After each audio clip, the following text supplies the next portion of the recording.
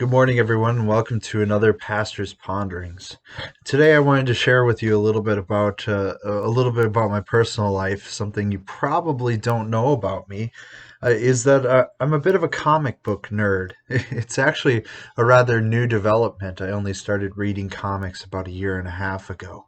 And I don't have a massive collection or a deep understanding of all of the origins of these superheroes or anything, but it's kind of a fun hobby, reading the stories and seeing the incredible artwork that a lot of these incredibly talented people have put together. And I was thoroughly enjoyed both DC and Marvel comics, these titans of the comic industry who have created such compelling and exciting stories throughout the years. As I've enjoyed this hobby, I found one theme that I kind of wanted to talk with you guys about today. Um, this idea of an anti-hero. It's one of the big things, right? One of the big themes in modern day comics. And you kind of see it spreading throughout storytelling in Hollywood and movies and different other things that are going on as well. See, all of our older stories were really focused on there's a hero and there's a villain, right? There's a good side and there's a bad side, and they're at these clearly oppositional views, and there's no getting around it. But the concept of the anti-hero helps us understand that not everything is quite so black and white. See, an anti-hero is kind of like a hero. They do good things for good people, and yet a lot of their interests are not always the most noble. Sometimes they're self-seeking or misguided, or they don't go about it the right way. Maybe they have the right idea, but they're not going about it in the right way. Some examples of this would be from Marvel. You would see like Venom or Deadpool. In Hollywood, you would see this as like Captain Jack Sparrow. Um, and Oh, the list goes on and on. You could even talk about Star Lord from the Guardians of the Galaxy, right? He's doing good for some people, but often his intentions are to receive money, right? Han Solo from Star Wars would fit into that same category.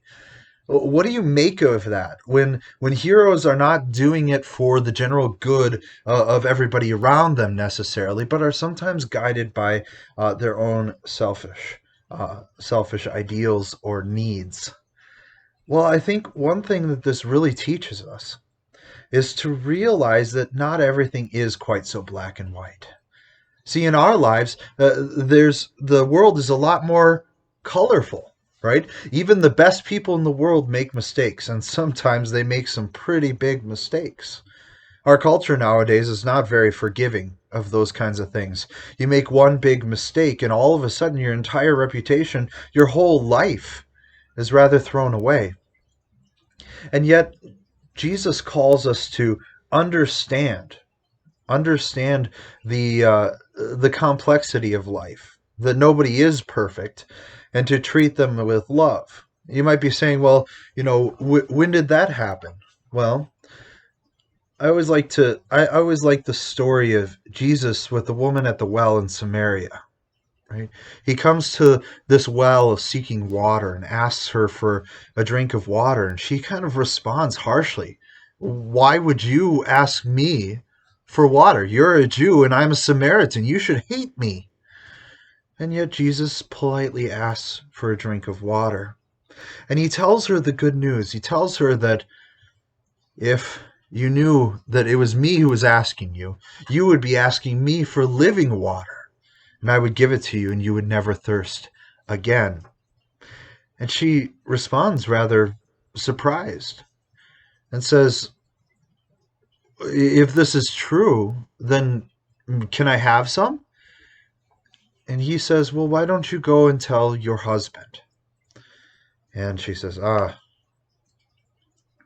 well, I have no husband. And he reads through that, and I mean, he's God, he knows everything, right?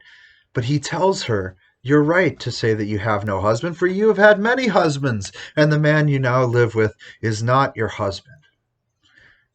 he points out that little bit of discoloration in her life. He points out the sin that is there. And now at this point, you're probably going, well, okay, she sinned. So don't stop wasting your time with her. Walk away, right? But that's not what Jesus does. See, he doesn't chastise her, he doesn't ridicule her, he doesn't cast her aside, but he just proclaims love and the gospel to this woman. And she becomes the greatest advocate for Jesus in that region as he comes into Samaria. It's this amazing, amazing relationship. And I think it becomes an example for us as we deal with the world around us. We can choose to focus in on people's sins and their shortcomings. We can judge them quickly and harshly and send them into this place of no return because of their mistakes in the past. Or we can just love people.